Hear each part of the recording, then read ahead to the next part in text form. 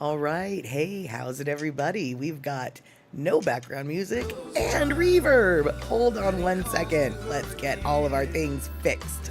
There we go. Buttons have been pressed. All right, let's just pretend we started on time and it's 5 p.m. West Coast time. I'm going to call it 2 p.m. Hawaii time, 8 p.m. on that there East Coast, and 7 p.m. for our Central Time folk. I am Matt Statter. This is Chatter with Statter. Welcome in, all y'all. Looks like we have a raid that came in. I'm going to go out on a limb and say Terry in Scotland was the raider.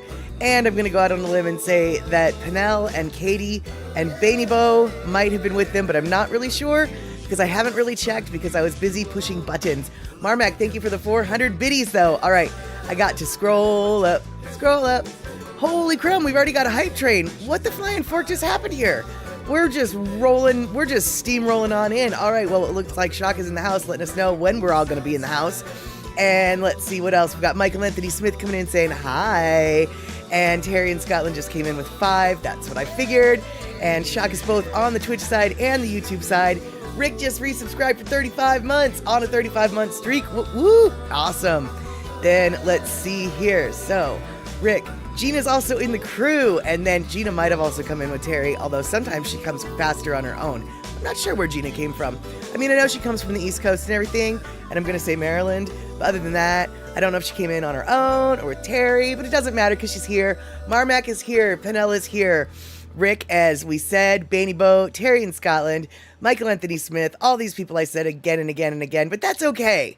E-Music, I don't think I said, though. E-Music is here. And Felicia also in the house. Okay, now those are those biddies that I saw earlier and thanked Marmac for. Bainy Bo, it's 1:05 for you and Terry time. Oh, yeah, well, thank you so much for staying up so late. Although sometimes I think for Terry, this is first thing in the morning for him. Not really sure. And Gina doing what she often does. I was on Terry's stream, but I came in on my own. I understand how that works. Abso-flippin'-lutely. And DJ Smook also coming in with that raid. All right, excellent. 87% through.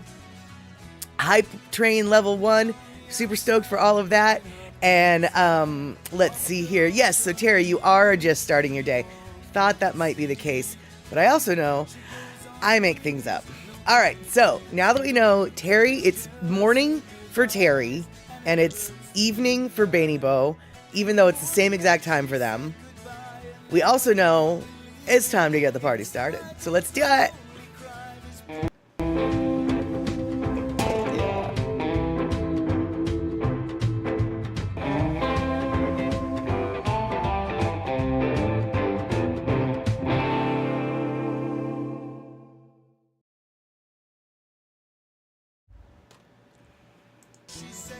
Okay, here we go. Darlene coming in. That's okay, Darlene. You made it in right on time.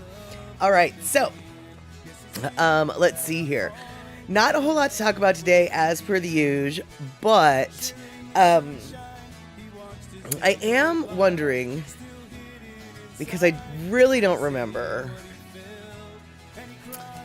did I show you guys the news clip about the coconut rhinoceros beetles that were found in a bag of Miracle Grow on Hawaii? Or did I just watch that news clip on my own? Or did Andy Boomatai show us the news clip? Michael is saying no. Okay, and I'm gonna wait for other folk. And Mama Sean coming in, just getting back from the vet. One of your little beasties has an ear infection. Good. You caught it early. Good. Okay, so it looks like Michael Anthony Smith is the one coming in with no. And Mama Sean is saying no. I saw it on Facebook. Okay, that's probably where I saw it too. But I'm going to get you. I don't have any video for it. And frankly, you don't really want to watch the video. It's kind of gross, okay? But apparently, this dude bought a big old, bag of Miracle Grow potting soil. The big bags. At the Naval Exchange on Oahu. And he opened it up and he found 50 larvae of the coconut rhinoceros beetles mixed in with the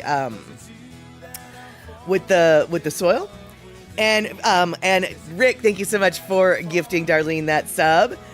And I know, Gina, right? Like, oh my God. And so he reported it to the Department of Agriculture, or whoever he's supposed to report it to in Hawaii, he reported it to, okay? So they took it very seriously. And, you know, they went and they examined the bag. First off, they examined his bag, confirmed they were the larvae that he thought they were. But then also they were like looking at the bag and they couldn't figure out how on earth those larvae got there. So then they go to the Naval Exchange and they examine all the other things. And apparently there's no sign of infestation amongst the bags that are currently at the Naval Exchange. The bags that were at the Naval Exchange were actually filled in California. So now, this was on the news. It was kind of a big deal, and like the larvae of that stuff is just so huge and gross. Although I have to admit, I look at the larvae and I'm like, I wonder if that's good eating, because dude, it's like a huge chunk of bug. But we eat bugs, we do. If you eat shrimp, if you eat crawfish, you're eating bugs, right? So anyway, so upon more further investigations, and this hasn't been proven yet, but they're actually thinking that dude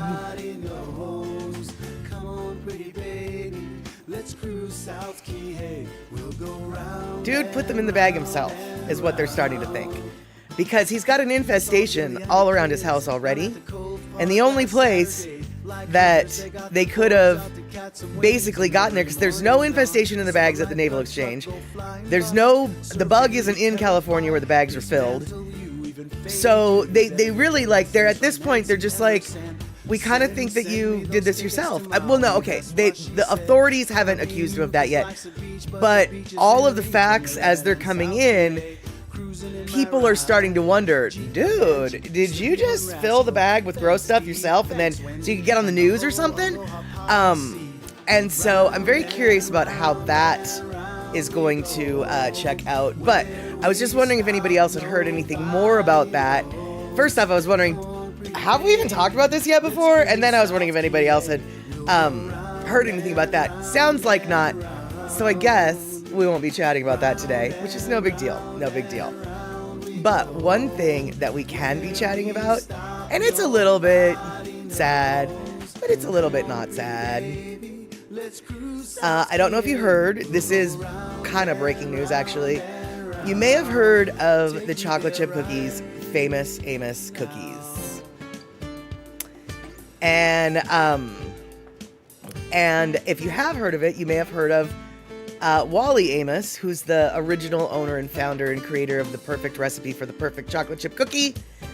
Well, that's Wally, and those are his cookies. That's Wally, and those are his cookies. And that is a cookie tin from 1970s. Unfortunately, though, Wally did pass away today. He was 88 years old, and I guess he'd been suffering from dementia. But he's devoted a lot of his money went to the Alzheimer's Foundation back when he was able to donate, and I'm sure most of his or some of his estate will continue to go to that. But one thing that there's actually a couple. Yeah, he passed away today. eMusic. Yeah, today. Like literally, this was like probably 20 minutes before I came on, an hour before I came on. I started seeing it popping up on the news feeds. So literally, yeah, this was okay. Let me rephrase that. They announced he passed away today. He might have passed away yesterday, but it was announced today. That much I can tell you. But I wanted to I wanted to ask a couple trivia questions, and then I have one request that his family has for everyone today. But before I give you the request, I want to ask you two different questions. First off, does anybody know where the first famous Amos cookie store was located? Now, as you can see, he is a huge fan of Hawaii. He's got a lot of Hawaiian-themed things going on there. I always associated his cookies with Hawaii. I always assumed his stores got their start in Hawaii. Nope, nope, nope. All y'all are wrong. Dude, he used to be a talent agent for the William Morris Agency in Los Angeles, California. His first cookie shop was on Sunset Boulevard, California. Gina's got it. And check this out, y'all. I just told you he was a talent agent, talent scout, whatever, for the William Morris Agency. Can anybody tell me what famous duo he signed to that agency? Trust me, you have heard of them. He has his fingers in so many cookies. But I'm just curious if all y'all happen to know off the top of your head. I know you Google freaks out there like to Google, but if you Googly it, just wait. Let the other people guess first. Hey, Andre, good to see you. Thank you so much for that GIF sub. Okay, cool. Excelente. Pinella's coming in with Sonny and Cher. You caught my duo. No, it's not. Michael Anthony Smith coming out with Hall & Oates. Just a guess. Also a duo. No, it's not. But y'all are on the right stream, or the right, you got the right idea. Dude, Simon and Garfunkel. He signed Simon and Garfunkel. Oh, the Carpenters, another excellent guest for the era. But no, Captain and Tennille. Oh, I love it. No, I wish it was something as fun as Captain and Tennille. But yeah, seriously, he signed Simon and Garfunkel. I know, right? Whoa, dude. Like, for real, man. And I know that sounds so stupid to say, but I don't know what else to say except for, whoa, dude. Yes. So he was a man, as I don't know who just said he was a man of many talents. I think it was probably Michael Anthony Smith. But yeah, for real, dude. He definitely had some magic in his fingers. And let's see here. Terry coming in on March 10th, 1975. Amos took the advice from some of his friends, and with $25,000 from singers Marvin Gaye and Helen Reddy, I did not know that part, he opened a cookie store at 7181 Sunset Boulevard, naming it Famous Amos. Yeah, and he, okay, so Terry, I didn't know about where the money came from, but William Morris Agency is an agency that repped a lot of people that were very important. People like Marvin Gaye and Helen Reddy. So to me, it's not even a surprise that he would have access to that type of support, as it were. And Marvin Gaye ran away to Hawaii in a low time in his life and lived in a van for a little while on Maui. Gotcha. He lived in a van down by the river. No, just kidding. Anyway, so that's the little little trivial stuff. But here's the request that Willie Amos's family had for pretty much anybody who's hearing this news today. And the request is very simple. And even I, who can't do it, probably will. They would like you to eat a chocolate chip cookie today.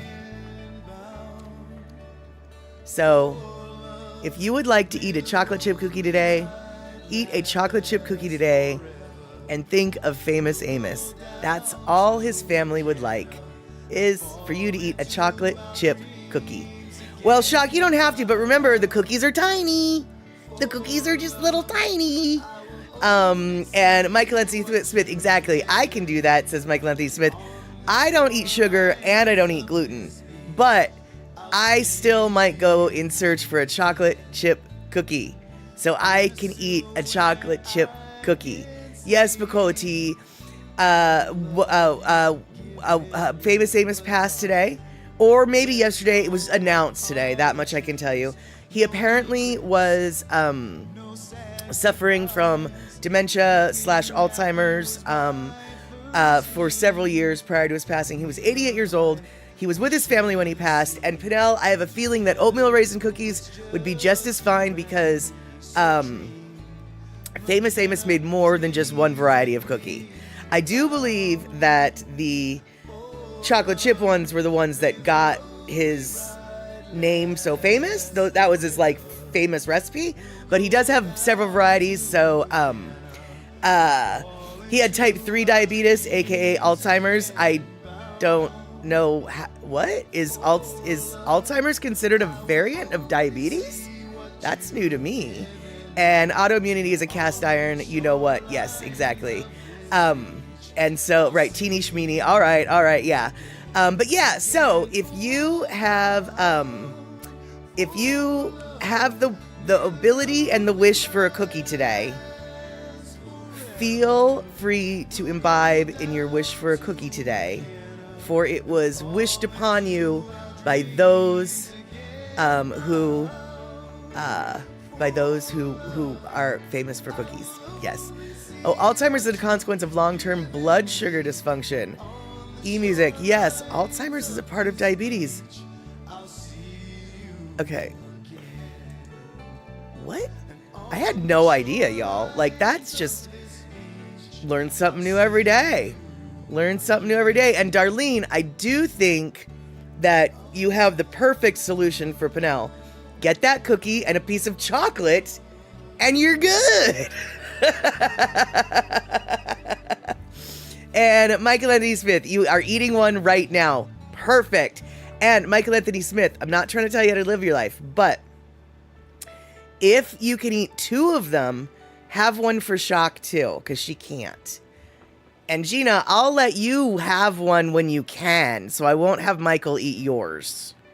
You're just gonna have to like do it tomorrow or something. And Rick is saying, yeah, you have heard that said about type 3 diabetes.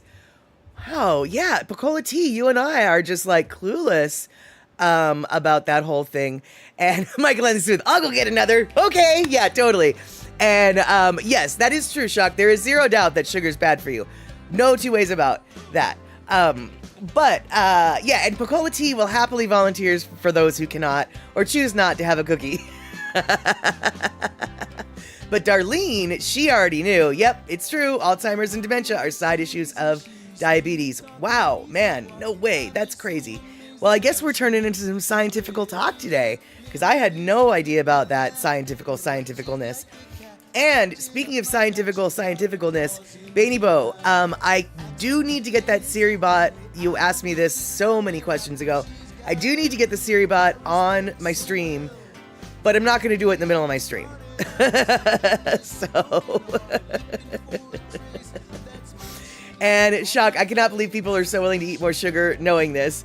Well, you know, I mean, people imbibe in what they need to imbibe in, and, you know, people smoke knowing it's bad for you. And, let's see here. E-music, yeah. Telling Michael, yeah, eat one for me too. There you go. So, oh, Bainy Bo, don't even get me started. Walker's shortbread is really good. And exactly, Picola T, I know that booze is not good for me, but everything in moderation, right? Exactly. And Pinnell, I usually stick to stevia, but sometimes need an oatmeal cookie. Yeah, absolutely, dude. Honestly, given the choice, now I know that this is so offensive, but given the choice between a chocolate chip cookie and an oatmeal raisin cookie, I'm probably gonna choose the oatmeal raisin, actually. Which I suppose the chocolate chip cookie eaters would be so much happier to know, because that's what they want. But yeah, oatmeal raisin all the day, man. That is, yeah, that's my jam. That is my jam. Or my cookie, I guess. So yeah, exactly. Michael Anthony Smith, no. Chocolate chip, way better than oatmeal raisin. You're not the only one who thinks that, my friend. You are definitely not the only one who thinks that. And yes, peanut butter cookies are good too. And you can get 2 big massive boxes of cookies for £6.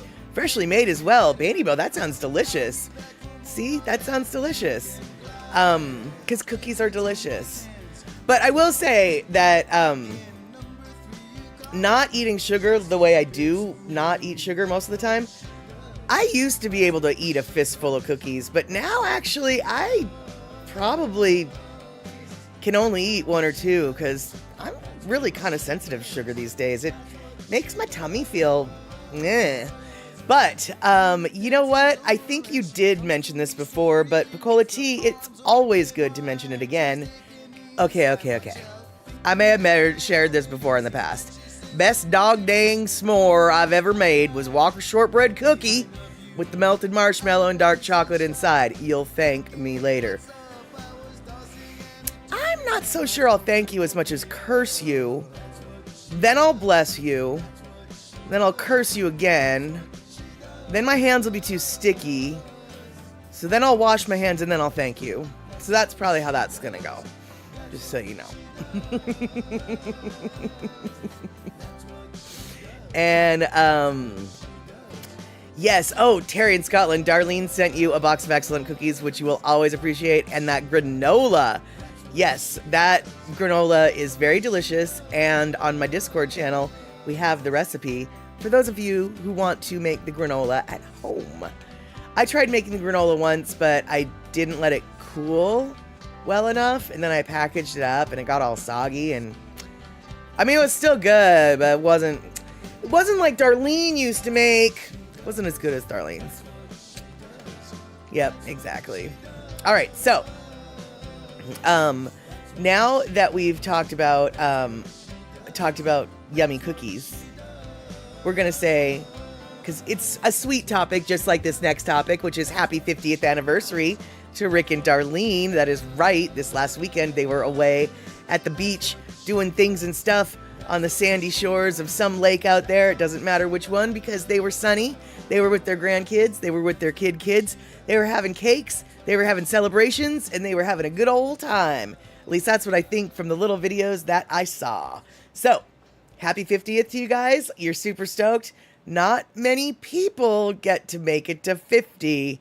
And even fewer who make it to 50 are happy about it. Because I've known some old folk who do not want to be married anymore, but it's too much of a pain in the arse to get divorced, so they might have hit that 50th, but nah, it's not really. But you guys, it's really your 50th, man. So congratulations on the golden anniversary. Exactly. And we what? That is it. Okay, so let's see here. I learned something right before the stream started, and it kind of pissed me off, you guys. So I kind of like oh wait, hold on. Cat just zoomed up the stairs and is yowling in the bathroom. Guess who just came out of the litter box? I'm going to assume it was the cat with the zoomies who just came out of the box feeling all lightweight and had to zoom everywhere. Hopefully that's what. Hopefully he wasn't trying to chase something off of something that didn't all the way, anyway. We're going to say hi to PPP Bang instead of guess about what's going on with the cat.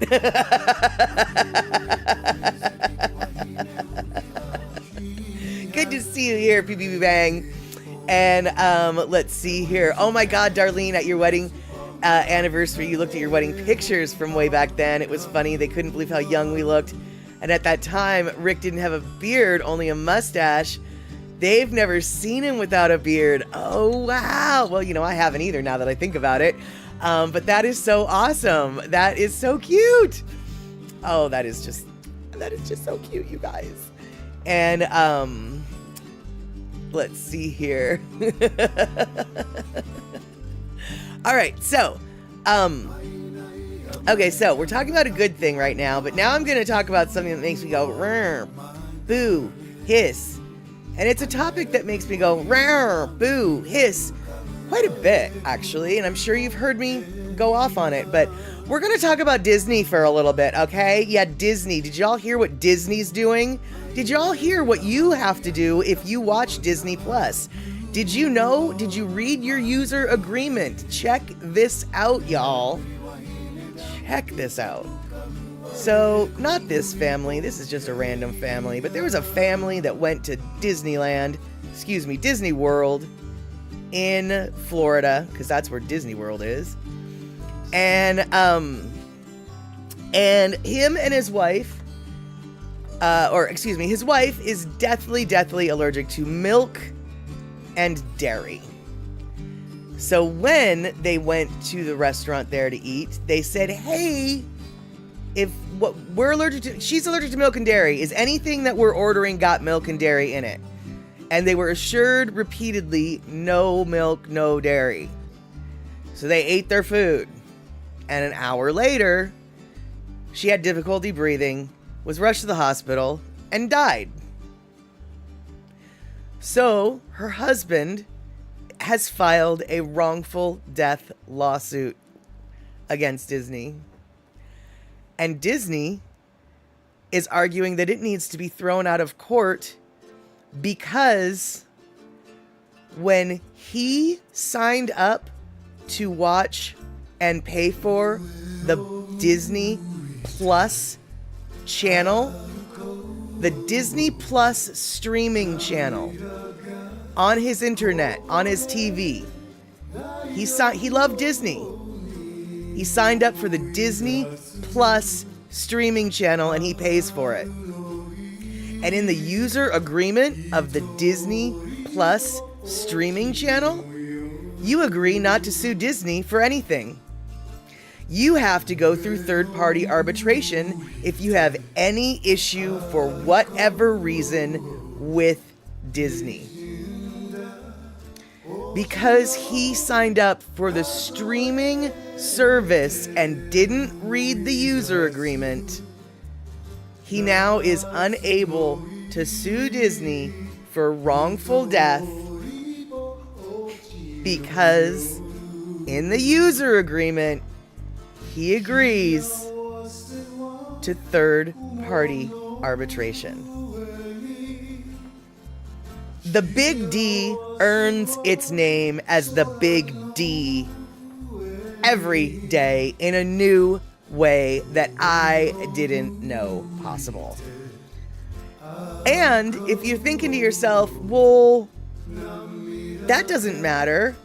I like going to Disney World, but I don't have to watch Disney Plus on my TV. I'll still buy my Disney tickets online and go to Disney World when I want. Yeah, he did that too. And because he bought them online, there was a user agreement there which stated the exact same thing. So he bought his tickets online where he was forced to do a user agreement by buying them. He had the TV, same user agreement. It wouldn't have mattered if he bought them online or not. He still had that Disney Plus agreement that was bona fide in his name, etc., etc. But yeah, if you buy your tickets online, you apparently agree to that user agreement as well. So I'm guessing you have to just walk up and pay. I don't know, maybe there's a user agreement by just setting into the flippin' park. I have no idea. But I do know that they are trying to get, now whether or not they get it thrown out of court, I don't know. I'm very curious to see. But right now, they're arguing to the state of Florida that this needs to be thrown out of court because he agreed to arbitration and no arbitration has happened yet. And who knows? Maybe there will be arbitration. Dude is only asking for $50,000. It's not like dude is asking for a lot of money. Don't get me wrong, 50 grand is a lot of money to me, okay? But if I had my partner die, my wife die, my husband die, a family member die because of their negligence when serving food that I specifically asked about, I would be suing for way more than 50 grand. He's only asking for 50 grand, y'all. That's all he's asking for. And they're just like, nope. Gotta go through arbitration. And right, exactly, Rick. Whoever reads all of the user agreements, precisely, which was kind of why I was bringing it up. It was like, man, these user agreements are getting mighty flippin' sneaky these days. I can't even And exactly, Michael, if they make that over lunchtime, in fact, I dare to say, no. You know what? No, you're wrong, Michael and Smith. They make it in 5 minutes during a lunchtime. You and I both know, right? I mean, you're right. But it's so, it's just, And Pinnell, you never paid for Disney. Well, good, and don't, I guess, is what I'm saying. And I think, let's see here, was it PBB Bang who was saying that he never wanted to go to Disney because it's all stupid and commercial? Yeah, that's kind of how I feel about it too. They put all kinds in the terms of service agreements. Exactly, Verity. And Andre, thank you so much for redoing your sub for 35 months in a row. And Terry, I don't know if they flat out lied to him or if they just didn't. Yeah, I don't know if it was done maliciously. I don't know if it was done ignorantly. I don't know if it was just they were too lazy to even care. But to me, I don't understand, especially with the nuts one. So many people are deathly allergic to nuts. I mean, there are some people who and I know that peanuts aren't a technical nut, I get it, but there are people who can literally touch peanut butter and go into anaphylaxis. That's a problem. One of my roller derby friends, he's an official who I worked with at so many different, what are they called? Tournaments, roller derby tournaments. And when you're working at a roller derby tournament, you're basically stuck at the venue for 14 hours, and you rely on the food provided for you to sustain yourself. Well, there was a vegan mac and cheese that was mighty delicious, I have to say. Even though I'm not a vegan, the vegan mac and cheese was delicious.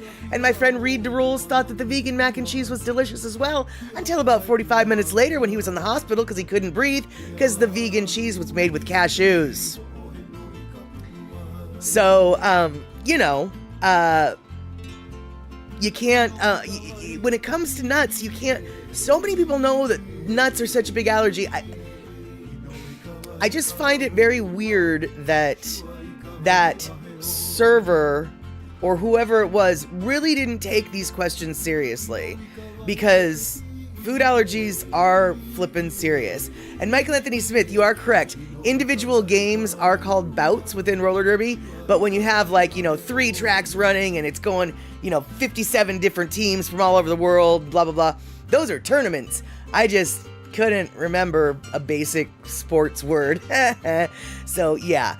And, but yeah, all I can say, dude, is Disney must pay their lawyers extraordinarily well, because their lawyers seem to have a field day in suing whoever and whatever they want. They're obviously getting paid to do something, and they are doing their something, but it just made me mad. I already don't like Disney for my own personal reasons. We won't get into them. They're reasons that nobody else should really share, because it's very personal, annoying thing. But even on top of my personal annoyances, there's some legit reasons not to like Disney. And Andre, you went to Disney twice in your childhood, and that was enough for you. The only day you might want to go is Goth Day at Disney. Yeah, totally. I wouldn't want to go to Goth Day at Disney just because I don't want to go to Disney, but I kind of would like to have a drone fly over just to see it. I don't want to pay to get in. And Pocola T, when your daughter-in-law was raising your daughters, they never went to Disney parks. Instead, they went to Kauai on Mount Rainier hiking trips, kayaking, etc. They're now grown-up girls, said it was the best childhood they could have had. Abso-flippin'-lutely, dude. I totally agree. Yeah, I was not impressed with my trip to Disney. Granted, I was 17 years old and forced to go. Part of my resentment to the parks. There's more, but we won't get into that. And let's see here. Andre, you remember a story about a guy that got a caterer that specialized in serving people with allergies? He showed them how allergic to soy he was. He was hiring them for his wedding. He ate at his wedding and died of an allergic reaction.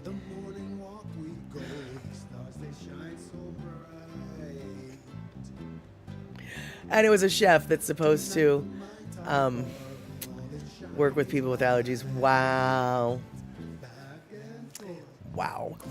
And I don't know, Baby Bo. I've got an almost full can of pamplemousse here. I might get a good burp out of myself in the next few minutes if I really tried hard enough. but I'm not going to try hard enough.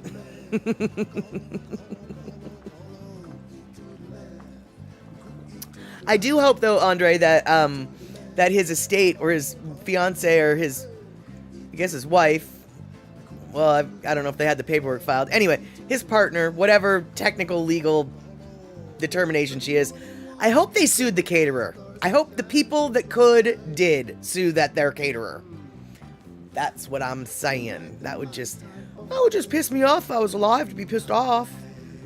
And you know that when I'm alive, I get pissed off really easy. Hence this topic. Yeah, so those were the breaking newses before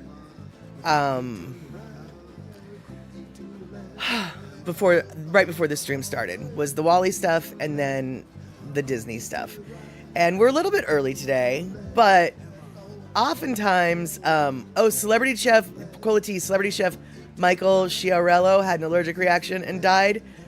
Wow, that's crazy. Do we know what it was an allergic reaction to? You know, I wonder if seafood restaurants and other places that especially seafood restaurants, right? Because so many people are allergic to shellfish.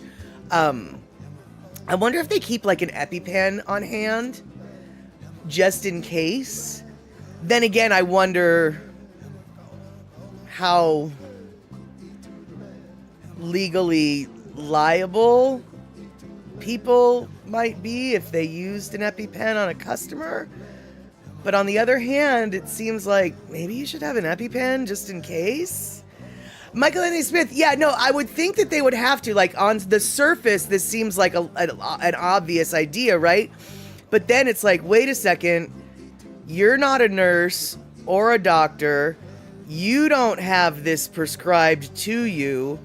The person doesn't have it prescribed to them. So how legal is it for me, essentially some rando off the street, to dose you if... Okay, EpiPens are self-administered, so they would have to still be able to self-administer. But I still kind of wonder if you'd be liable for distributing it to someone without a prescription. Isn't it really crummy that you have to think about all of this liability when you're actually just trying to make sure someone gets to the hospital in time before their throat closes up, you know? And let's see here. In Italian, it would be pronounced Chiarello. Okay, yeah, I have no idea. And let's see here. You would be protected like Narcan use. I guess. Yeah, every time I've seen Narcan being used, well, I know it doesn't give you a buzz, but dude, you're not supposed to just randomly give prescription drugs out. That's regardless of what, I'm not supposed to distribute my antibiotics either, right? There are laws against that. And Baby Bo, I do have an allergy, but not to peanuts. I have an allergy to erythromycin and codeine and tomatoes. But my tomato allergy isn't that bad.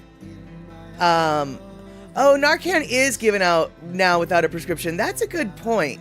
But the EpiPen is not. You need to have a prescription for that.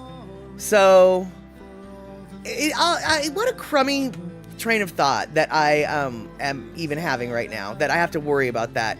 Although, to tell you the truth, I probably wouldn't. If I had an EpiPen, I'd probably jab it to the person. Even if they could self-administer it, I'd probably give it to them myself. And Terry in Scotland, I am not at all surprised. In 1990, Disney paid $95,000 to avoid legal action over 16 animal cruelty charges for beating vultures to death, shooting at birds, and starving some birds at Discovery Island. E-I-E-I-O. Good flippin' Lord.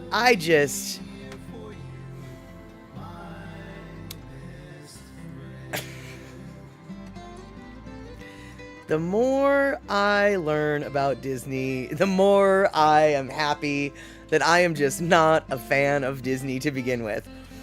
That's right. Narcan is free, too. That is true, Pinnell.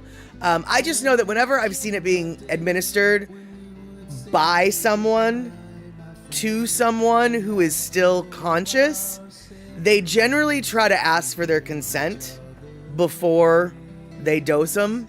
And I know that's like, why are you asking? Because you're afraid of being sued. That's why.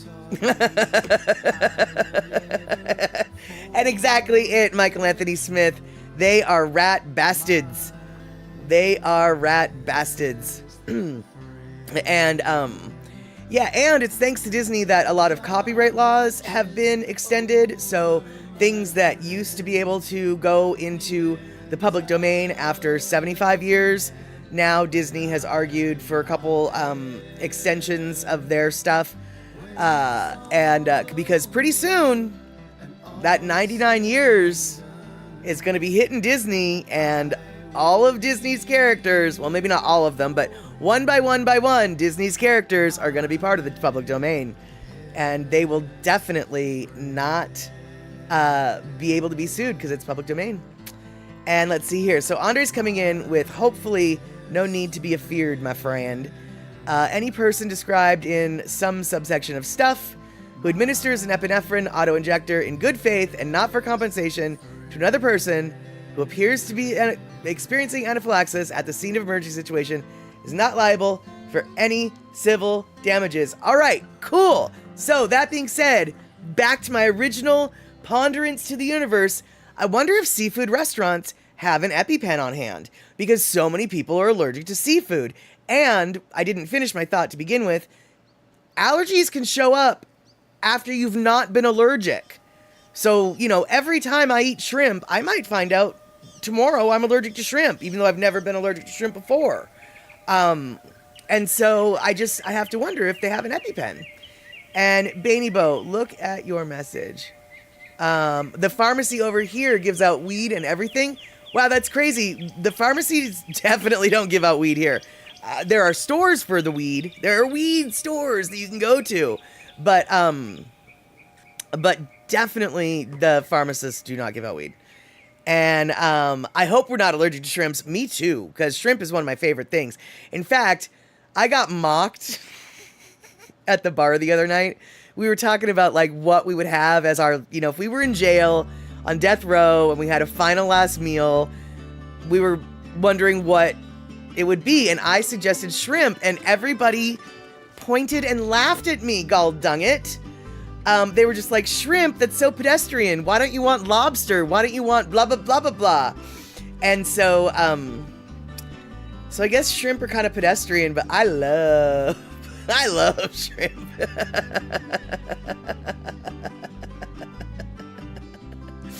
And Picola Tea, right, indeed, your numerous food allergies appeared in your 30s and 40s. Yep, yeah, it is.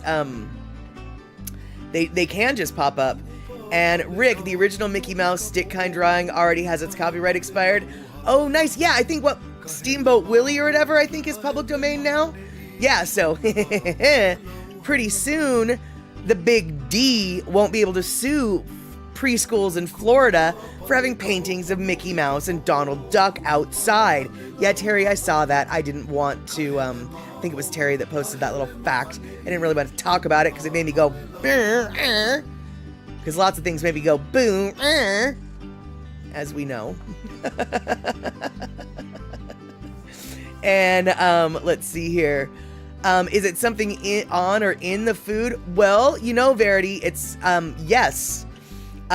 When it comes to something like, okay, so obviously a lot of times it's actually the food, but Andy Bumatai, his wife apparently can eat shrimp as long as it's fresh caught off the dock, from the water to the stove to the plate. But whatever it is that they use to preserve, freeze, keep fresh the shrimp for transportation and shipping and then sale, she's allergic to that. So for the most part, she is allergic to shrimp because unless she's getting it straight from the source, it's a no-go. So that is something on the shrimp. But when it comes to like shellfish, and when it comes to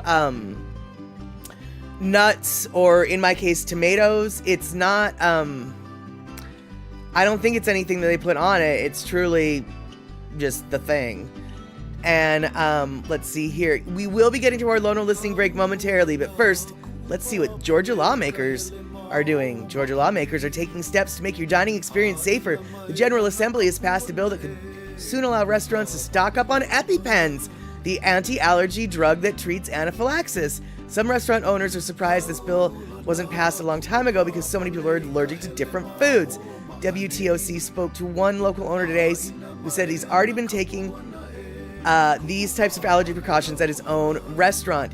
Yes, awesome, dude. That is a restaurant in Georgia I might want to eat at. Not that I'm afraid that I need the EpiPen, but because I like that he's he's thinking ahead. He's prepared.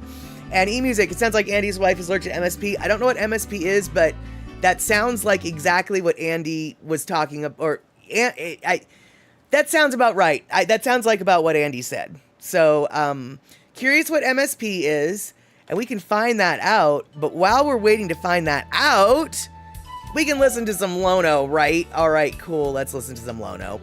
Boop.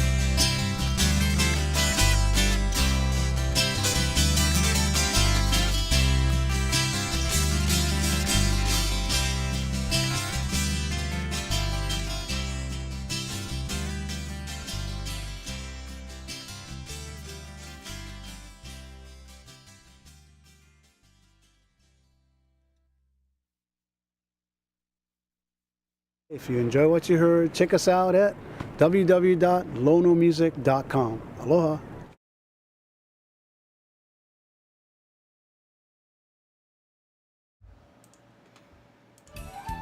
Okay, that was definitely not the smoothest of transitions. Sorry about that. But that's a little Lono film video that we haven't seen before. Olie Olie off of Old Style 3. Feel free to order that if you will. Word on the street right now is there's a hiccup with Lono's website with the downloading. So definitely download stuff from there if you want. But if something weird happens, let me know and I'll tell him, because you wouldn't be the first person to have an issue ordering something off his website this week, just so you know. And let's see here. Feel free to yes, exactly. Feel free to that is my my motto here. And Terry, when the tiger shrimp in the Bay of Thailand started dying a few years ago, the Thai Navy dumped drums of antibiotics into the bay. I really don't know how I feel about that. But okay.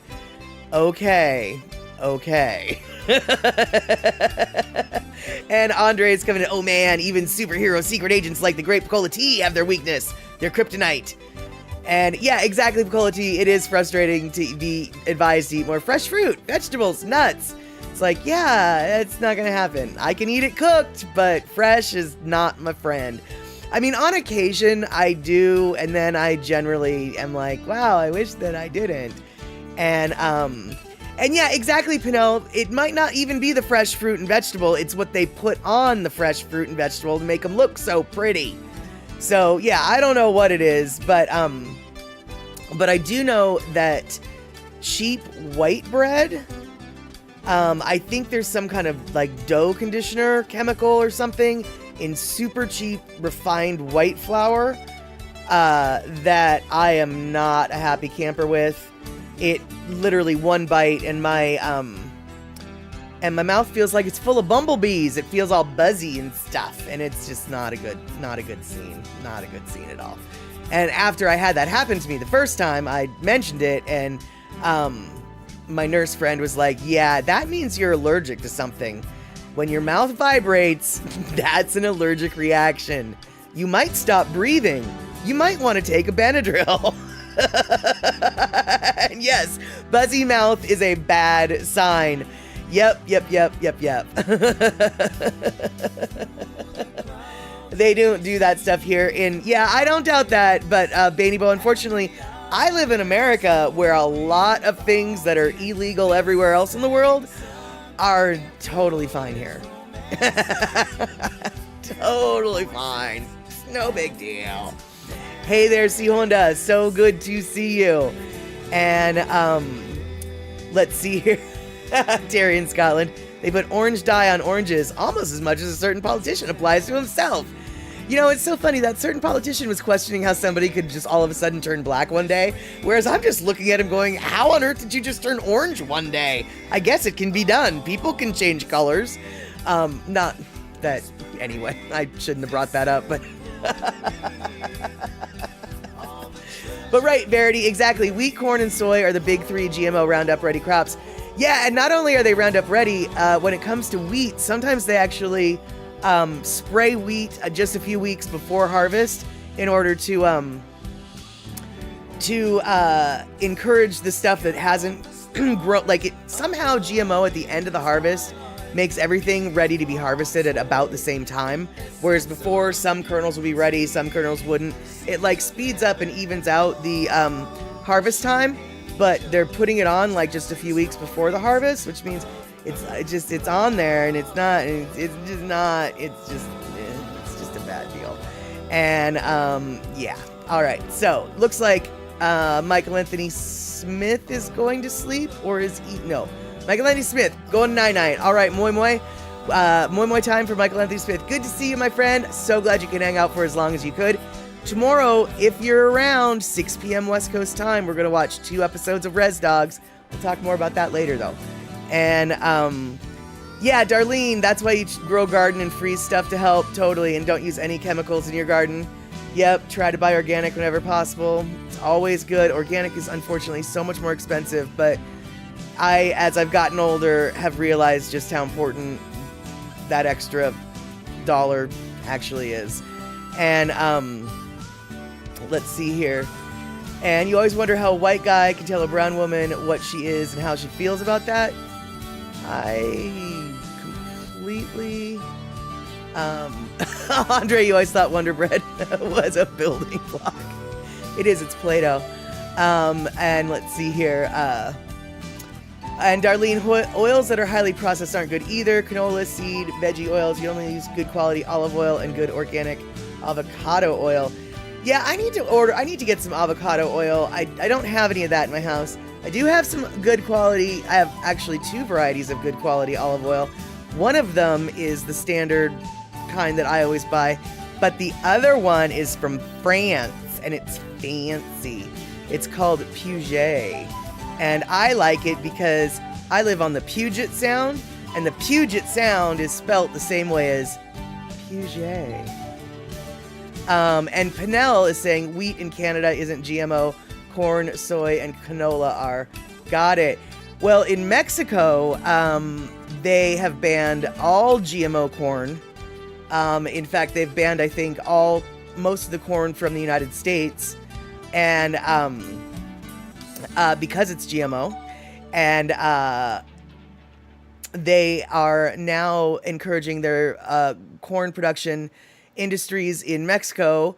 They're encouraging all the heirloom varieties to be grown and things like that. There was a whole little news thing on it, and I did think about grabbing it, but I didn't. But now that I'm talking about it, maybe I will.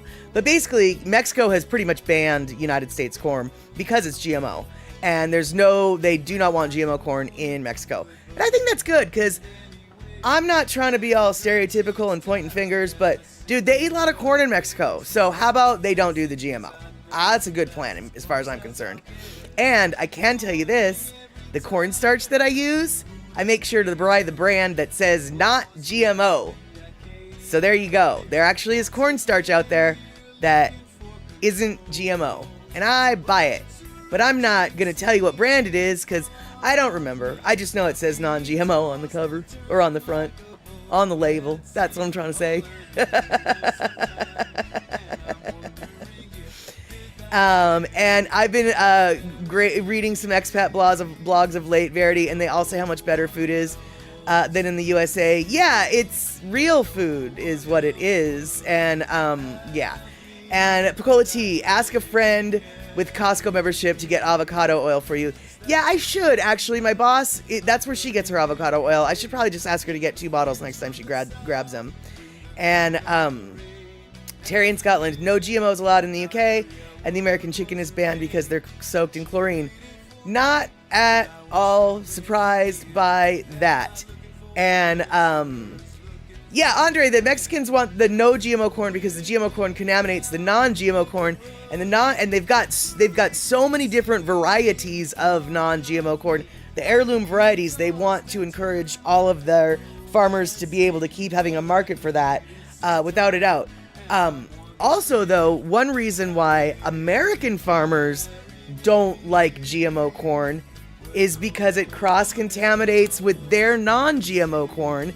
And then, check this out, because the GMO corn pollen flew over into somebody else's field and then pollinated their corn, and now it's a cross-GMO corn mix, Monsanto wants that farmer to pay for access to the seed grown on their land because it contains their proprietary genetically modified pollen in it. And so even because here's the deal, if you decide to grow genetically modified corn, cannot speak to other crops, although I'm guessing it's the same, you are not allowed to harvest your own seed. You're not allowed to. Once you buy GMO corn, you can't save some of that crop for seed for next year. You have to buy more GMO seed from Monsanto. Well, okay, but now the Monsanto pollen went to your neighbor's farm, and they don't got GMO. They don't have Monsanto seed, but because Monsanto seed has tainted their seed. Now Monsanto wants the neighbor not to use the GMO corn because they didn't pay for it. Now they have to pay for seed from Monsanto, or else they have to pay Monsanto for pollinating their crop. I can't remember exactly what it is, but Monsanto has actually taken farmers to court because their pollen flew over and contaminated a non-GMO crop. Which, frankly, if I was growing a non-GMO crop, I'd be so flippin' angry that it's not, that their pollen contaminated my pure crop, frankly, is how I would be looking at it. And Andre, I'm going to say Bayer, but I don't remember who owns Monsanto now. And Andre's coming in, Bayer, the company that brought us heroin. Exactly, yeah. Yes, the corporations are, the food corporations are getting to be more and more proprietary and evil. And Pinnell, India has also banned GMO. It hurts small farmers. Not at all surprised. I don't really understand why people think that GMO is... You know what? Never mind. We're definitely not going to talk about this because this is going to get political. Oh, yeah. I just can't even. Let's see here. Time machine memory. I'm 9 years old on a Monsanto-sponsored ride at Disneyland. Ooh, the insidious evil collaboration from more than 50 years ago. There is nothing about that surprises me at all. I remember when I was at Disney in 1991, there was a ride that was brought to you and sponsored by TWA. So the idea of like a ride being sponsored by some sort of company seems really weird, but at the same time, it's like, no, actually, I mean, it is weird. But now that I think about it, I remember going on a ride that was sponsored by TWA. Weird. And precisely, Verity Hunt, vote with your dollars whenever you can. That is really the only thing that speaks, that it speaks louder than your vote. But speaking of voting, y'all, if your primary hasn't happened yet, it's going to be happening very soon. So be sure to vote if you haven't yet. And, excuse me. And so, since we're talking about scientificalnesses, that's right, scientificalnesses. That's what GMO is all about, science. I saw this thing today, and I thought it was really super cool, and it's kind of like stupidly simple and utterly brilliant. And so I thought I would share this. This is only a little, like, 30-second video, but oh my God, y'all. Look at these flood barriers that someone has invented. Sandbags kind of are a thing of the past once we get these things distributed. Check this out. The person who invented this L-shaped flood barrier is a genius, and let me tell you why. You might be deceived by its simple appearance, but these barriers are incredibly effective. When flooding occurs, all it takes is placing these panels on the ground to effectively block up to 1.7 feet of water. But probably one of the most impressive features of this barrier is its stability. The more water there is, the more stable the panels become. This unique characteristic ensures that even if the water level rises and flows over the top, the panels remain firmly in place and aren't swept away. And the crazy part is that a panel weighs just 7 pounds and is as thin as a sheet of paper. Unlike traditional sandbags, this L-shaped flood barrier tackles the problems of weight and transportation with its smart design. By leveraging the power of water against itself, the barrier maintains its position and effectiveness. Made from ABS material, the panels can also be arranged in various configurations depending on the needs.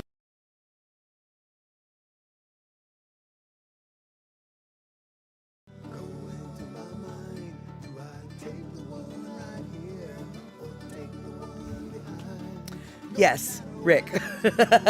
Definitely does require a little bit of a flat surface, although I'd be willing to bet that in combination with sandbags on a less than flat surface, it could probably do, you know, handle a little bit of roughness. But when it comes to things like the you know, underground parking structures, or let's just say entrances to a subway or whatever, it really is brilliant. And yeah, it's fighting water with water, genius. As soon as I saw the design, I was just like, oh my God, the more water that's on top of it, the heavier it is, and the more in place they'll be setting, which is exactly what the video eventually got around to saying. That design is so stupidly simple. I can't help but wonder why it hasn't taken place, or, you know, taken off before. I don't know. They said ABS materials, I think is what they said. I don't know what ABS means. And so that might be a, you know, like, I don't know, is ABS radioactive and nuclear powered or something? I don't know. I don't know enough about the material to be like, oh, and it's made from a good material too. But still though, considering how lightweight and storable that is, I just thought that was the niftiest little simple thing. And so I just wanted to share it with you guys because I did. And Andre, let's see here. Yeah, exactly. If you can recycle some plastic and make it into that is flippin' brilliant. I don't know if that's what ABS stands for, but let's hope so. And so let's see here. Andre coming in with the details. Are GMOs allowed in the EU? GMOs can only be cultivated or sold for consumption in the EU after they've been authorized at the EU level. This process includes scientific risk assessment. Only one GMO has been approved for cultivation in the EU so far. Maize Mon 810. Oh, do you think that the Mon might stand for Montesano, however you pronounce that evil corporate name? I'm pretty sure it does. And let's see here. That corn was authorized in 1998. But this authorization is now expired and is waiting for renewal. In 2013, it was mostly cultivated in Spain and on a small scale in Portugal, the Czech Republic, Romania, and Slovakia. Looks like there's more, but I don't have that. And Pinnell, it's a type of plastic. Yeah, I figured ABS is plastic. I just figured that it was maybe a specific type of plastic. And Rick, not to poke a hole in that invention, but floodwaters carry all sorts of trees and lumbers and sharp floating stuffs. Well, yeah, yes, Rick, some floodwaters do. But when you're in a urban scape where it's streets that are flooding due to a lack of drainage or inadequate drainage, you know, there's, blah, blah, blah. You don't have to worry about that. At least not that much. And honestly, like, I just have to wonder, if you've got like some houses here in the Pacific Northwest, and I'm sure everywhere, the houses are double story and like the driveway goes down into the garage. And then, the garage is like, semi underground and then, split level, I guess what I'm talking about. Well, when it rains hard, there are people who have to put sandbags at their driveway so their garage doesn't flood. And so that's a little handy for a homeowner, like, oh, this, I'll just put it in front of my driveway, and the street water won't go downhill into my garage. And yeah, easy for homeowners to put in front of garages and doors. Exactly, Mama Sean. Yeah, I mean, but you're right. You're not gonna. They had it in a river. That is absolutely not where I think you need to be using that. It does only hold back 1.7 feet of water after all. But Picola T bringing up a point, wouldn't that create log jams, therefore even more dense jams? Depends on how the debris gets lodged, I guess. And Rick, you just thought it'd be like dominoes, tip one over and the floodgate is open. I can see that logic, and perhaps there's truth to that. We'll see in the experiments. But I don't know. It sort of seems like that video got cut off, even though it wasn't supposed to get cut off. I don't remember if they mentioned. Okay, first off, the video that I watched, they did mention this. don't know if they mentioned it here, but basically, even in testing where the water overflows the dam, the dam still remains in place due to the weight of the water that's still on top of it. So and they are interlocked. Each one is, if you notice when she was putting it, she, clipped it together or whatever. And so it would, just one random one can't fall down. The whole thing would have to fall down. But you're right. Yeah, a big old tree would take that thing down, or a big old branch would take that thing down. Easy peasy, no doubt. But then again, if the water's deep enough that a big old branch is going through it, it's probably overflowing that 2 feet anyway. But yeah, perfect for trailer parks, says Nicola T. And let's see here. They're starting to, Verity, they're starting to have regular flooding events in Florida neighborhoods. I wonder how this would help that. Okay, Verity, that is a really good question, and I obviously do not have the answers, but I can tell you from the little bit that I've read, I don't think that this invention will help Florida. And the reason why I don't think it'll help Florida is because Florida is flooding 2 different ways. Florida is flooding from the sea level rising and coming up onto shore with the king tides. But Florida is also flooding from underneath. Their limestone and then water table is, their water table under the limestone is being pushed up through the porous limestone. And so even if you could keep the ocean water from coming onto shore to flood, you're still flooding from under the land. So Florida has a very unique flooding land problem that other coastal areas in the United States that are at risk due to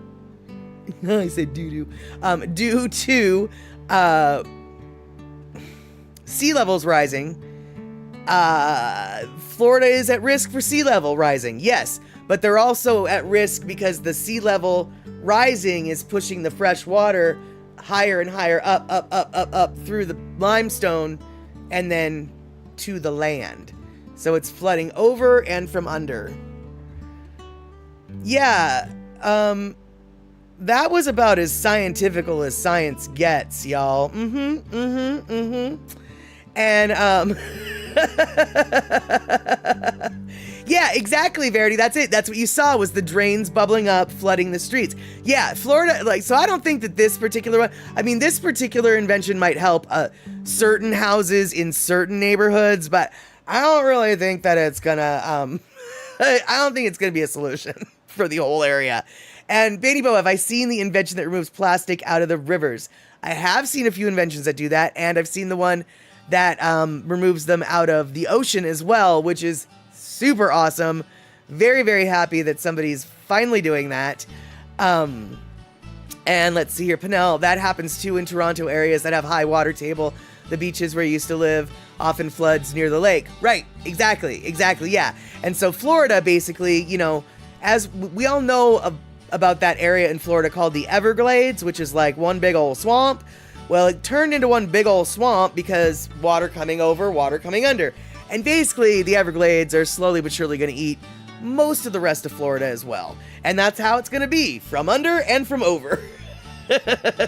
And Florida has so many issues. They got the pythons that don't belong there. They've got the green lizards that don't belong there. They have the biggest black bears in the United States, in the continental United States, because the black bears don't hibernate, so they grow all year round. They've got all sorts of things that I don't particularly care for. Things like gators, even though the gators are supposed to be there. And the black bears are supposed to be there. But the pythons are not, and I don't think the green lizards are either. They got the Florida man who does belong there. Yes, but you know what? We have a Florida man too. His name's Puzzy Cat. I don't know if Puzzy Cat's here, but we have our Florida man. He's a kitty cat named Puzzy. And if Puzzy's here, I saw Leo last night. He's looking good. And let's see here. Pussycat was not born in Florida. Well, I don't really know if Florida Man needs to be born in Florida. I think Florida creates Florida Man. You don't have to be born in Florida to become a Florida Man. Florida Men find themselves in Florida. And yes, the Everglades will eventually eat the Disneys, and we'll take some solace for that. Exactly. And oh, you just saw a news report on some lizards getting overpopulated in Florida now too. Probably the same green lizards that were mentioned earlier. I know not of the lizards you speak, but I'm not at all surprised that Florida has another invasive species, because anybody who at one point in their life had a reptile as a pet, who then got tired of it, and they live in Florida, probably looked outside and was like, what's out here is the cage I'm keeping them in here. It's the same humidity, the same temperature, so here, go be free, toothless dragon. Go be free, toothless dragon. Which they shouldn't do, but we already know that people did. And Andre, yeah, they do just need to start eating all the alien animals. That's true, but I don't really know how big of a market there is for python. Right? I mean, do you want to be the person who, like, feeds the python to clean their system out until you know what they've been eating? You know, free-range goat they've been eating, so it's all good. But before that, they might have not been eating free-range goat. They might have been eating garbage. Probably not garbage. Deep-fried python. Yeah, I don't know, man. I mean, they do deep-fry the gators. And so, he sent some Burmese in to eat the Burmese pythons? I don't think so. One python might feed a lot of folks, though. Yeah, exactly. Exactly, Verity. It's like it might have eaten a dog, and I don't really want to eat a python that's eaten a dog. I'd rather eat a python that's eaten a goat. And then the goat, well, he probably ate the spider, and the spider, he ate the fly. And that, never mind. It's a little song. I don't remember how it goes, but as a kid, you know, there was an old lady. She swallowed the fly. She didn't know what to do.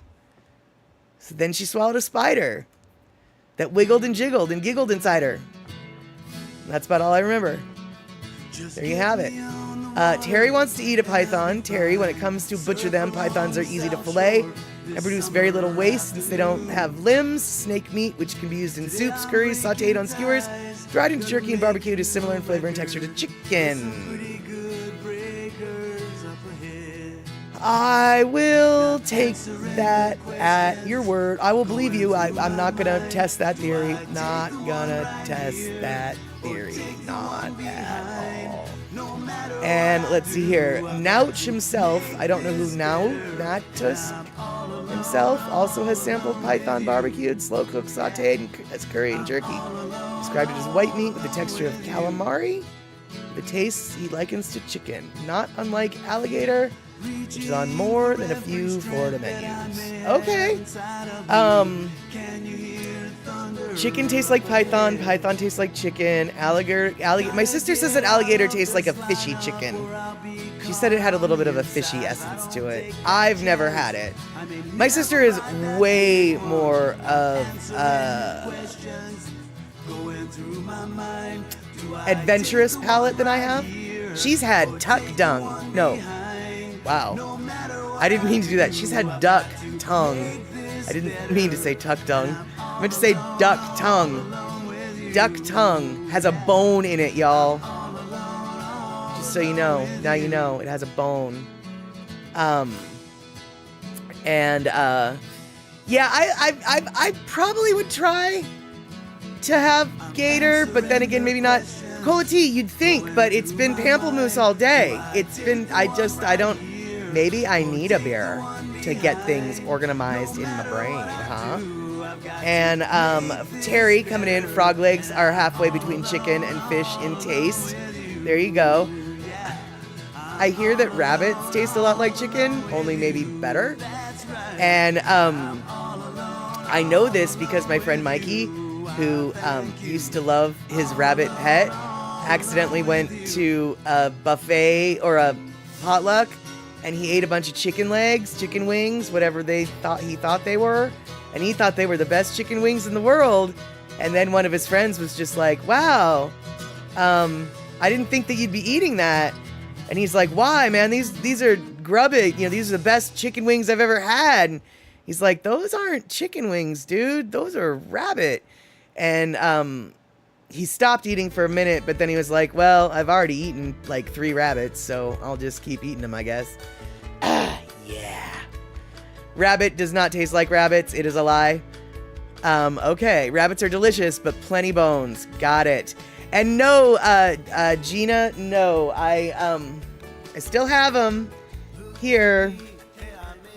I was even thinking that if we didn't have enough to talk about today, I would eat them. But we've got 7 minutes left, and we can kill 7 minutes. This will not be happening today. Rabbit does not taste like chicken. Okay, there you go. And Terry in Scotland, they used to sell African bullfrog legs in Texas. Wow. And yeah, exactly. Get my sister to eat them. She eats everything. If I knew where she lived, I probably would. But I don't know where she's living these days, so I don't know. And let's see here. Oh yeah, okay, so tomorrow, just to remind you all, we are going to be coming back for to hold Andy Boomatai's Daily Pigeon Live slot warm. So 6 p.m. West Coast time. That's 3 p.m. Hawaii time, 9 p.m. on the East Coast, 8 p.m. for Central Time, folk people. UK people, you're going to have to do the math yourself. I'm sorry, I can't do it in my head off the top of my head like that. Anyway, 6 p.m., we're going to be watching at least 2 episodes of Reservation Dogs. Maybe it's going to be 3 episodes. We'll see. We'll play it by ear. But for sure, 2 episodes. 1 a.m., says Gina, which actually totally makes sense. Thank you for coming in. Or 2 a.m., she says.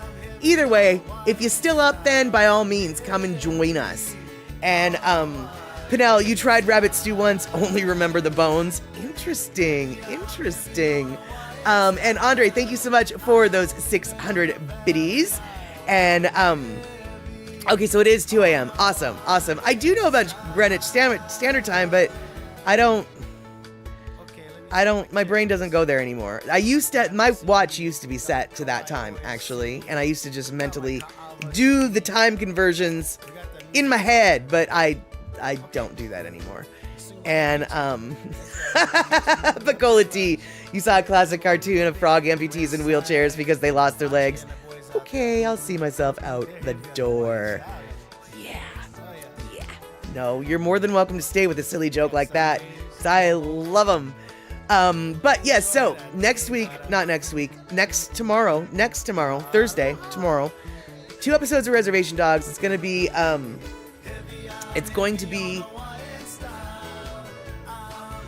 episode 3 and episode 4 for certain. And episode 3, you're going to be introduced to Uncle Brownie.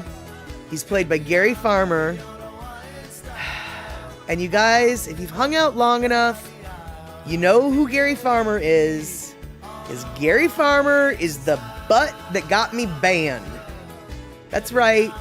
We watched a movie with Gary Farmer in it called Powwow Highway. And in that movie, Gary's character, Filbert, walks across the room naked, and you see his butt. And he scratches his butt. And then there you go. And I got banned for that for 3 days from Twitch. But luckily, Gary Farmer does not show his butt in this episode. So, we won't have to worry about that. But yeah, if you don't know who Gary Farmer is, you do know who Gary Farmer is, and you'll be able to see Gary Farmer tomorrow when you get to meet his character called Uncle Brownie. And that is correct. Twitch does not like big brown butts, and I cannot lie. I got banned for 3 days, and yeah, I can't make a rap out of that. Never mind. Twitch doesn't like butts, big butts, brown boy butts. And going to Ranch 99 is kind of like going to an edible aquarium. Yes, that is true, actually. Terry and Skyland, was it the butt or the scratching of said butt that got me banned? I think what it was actually he walked across the bedroom and then stood at the head of another bed while he woke his friend up. And I think to the bots that looked like sex, because that was what they said I was banned for, was showing sexually explicit material. And it was just like totally not. But I had no recourse or explanation. There's no, once Twitch turns your stuff off, they turn your stuff off. And so my stuff was turned off for 3 days. They didn't tell me who I could contact to explain myself, to argue it. No. There was no. Yeah, there was no. And let's see here. Picola T, you've actually tried jumping shrimp in Vietnam. You got really squeamish reaching into the paper bag, then holding down live shrimp on the tabletop barbecue until they were cooked. Oh, God, dang it, dude. I would be squeamish too. And yeah, no, boobies, they don't ban the boobies. I don't understand why. But we won't like him. You should like Uncle Brownie. Uncle Brownie's a hoot. And yes, never wake anybody up while naked, at least not on not on Twitch. I know, Darlene, it was actually if you watch the whole movie, that scene was actually like meant as a laugh. It was meant to be a joke. It was meant to get you laughing, because he woke his friend up and the first thing his friend saw was just his big old, Indian dingle dangle right there in his face. And it was funny. It was a funny thing. It was a funny scene. But the bots have no sense of humor. Not one sense of humor at all. All right, you guys, Puzzycat is clearly not here, because if he was, we would have gotten our 2-minute warning. But instead, we are only at 1 minute left, and now we're at 0 minutes left. It is the bottom of the hour, and so I want to thank you guys for hanging out and listening to my little soapboxy box about Disney. And turns out we were talking about Florida an awful lot today. I don't really know how that got to be our theme, but here we go. It's another day in Florida, I guess. And tomorrow we will not be in Florida. We will be in Oakhurn, Oklahoma at the reservation, watching the next 2, maybe 3 episodes of Reservation Dogs. So be sure to hang out Twitch only, 6 p.m. West Coast time tomorrow, and we will be watching some Reservation Dogs. Saturday we'll be watching some movie. I'm not sure what. I think it's Oh Brother, Where Art Thou? We'll confirm that on Thursday.